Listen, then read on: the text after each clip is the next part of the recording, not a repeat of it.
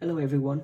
So today I would like to share the finding that I found with the Ibasso Dx160 that I have on hand. The Ibasso 160 is priced at $399, so I think that it is aiming toward the affordable people and the people that is trying to get into this addictive hobby. And usually what a mid-tier level is that it's trying to squeeze out the detail as much as it could. So what about a Dx160 here? Well, there are several points that I want to bring to everybody. The first thing first is that the soundstage from the white left and right. The white of the soundstage here is large. So I'm not into the mid-tier level anymore. I have like several high-end level, high-end system, but still the white of the soundstage here is very acceptable to me. So it means that the $399 pricing and at this white of the soundstage, it is something special about this device. What about the depth of field? The depth of field here, one thing is that the players have focused toward the mid-spectrum and the vocal. So the vocal and the mid-spectrum is a little bit more pinpoint forward and toward the audiences. So the mid and the vocal is very intimidating. It brings the illusion that the depth of stage is not as deep as the wide of the sound stage. So it creates a sound stage presentation that is more kind of like an oval presentation rather than a spherical one. However, it has one of the unique points is that it does have some vertical rendering. So the height of the soundstage here, it depends on what you're listening to, but you will be able to observe some of the height of the presentation.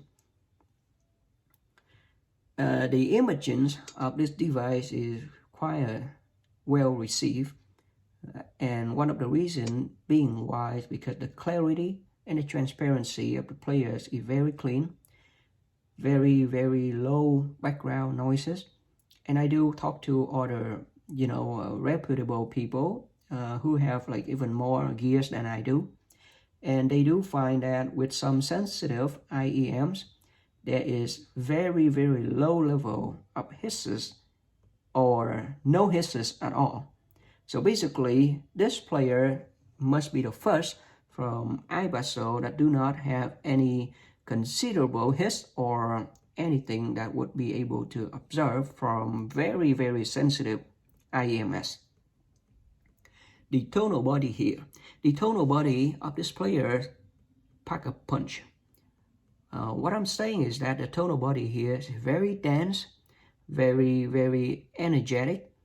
And the one thing is that I found it is more into the warm signature. The warm signature that I could say that I observed a lot is that when compared to the Dx220, the simple crashes, the metallic resonances, and the metallic tonal body does not represent itself as clear, as metallic as the Dx220. The extension of the treble and the detail is not as well received or well observed as much as the Dx220. And the same thing is the bass spectrum. So the low spectrum itself, it can dive low, very low, yes. But actually it does not extend itself as well as on the Dx220, given that they are both made from different DAC, different tier. But the comparison here is for you to see that between Ibasso itself, what is the differences between this player and the Dx220. So from this, I observed toward the mid-spectrum is the string and the wind instrument. The tonal body itself is still in the warm section. The violins and the guitar itself does not sound as authentic or realistic as when it was on the Dx220 for me. However, what I found is that when I listen to rock genres or those hip-hop, modern pops, I don't have any problem with it. Actually, the energetic and density, very dense and very energetic tonal body of it does play very, very well with those genres. The detail of each note and each play is very, very well received. The placement of each instrument and the imaging of it, localization on each of the presentation is very, very clear. The output for the 4.4 signal here, when I hook up to my favorite dynamic headphone, it's the Sennheiser HD800S, is very, very loud. I can push it to like 60% out of 100, and it is loud enough for me to enjoy music. If I do push it further into 80% or something like that, it becomes like intolerable to my ears.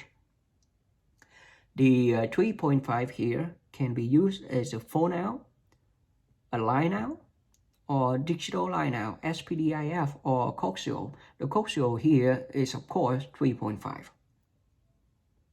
On the side here, you see all the button, the play buttons, volume wheels and all that. You have a fancy high-res sticker here. On top, you see a USB Type-C. It's very common. It does come with quick charge 3.0. So that means for about an hour or so, it can charge up to like 50 to 60%. And that will warrant about 4 or 5 hour playtime, depending on what you connect it to. Here's a power button, and here on the side you see a MicroSD slot, and what I have in here is a 1 TB. SanDisk, it have no problem loading up or reading up onto it.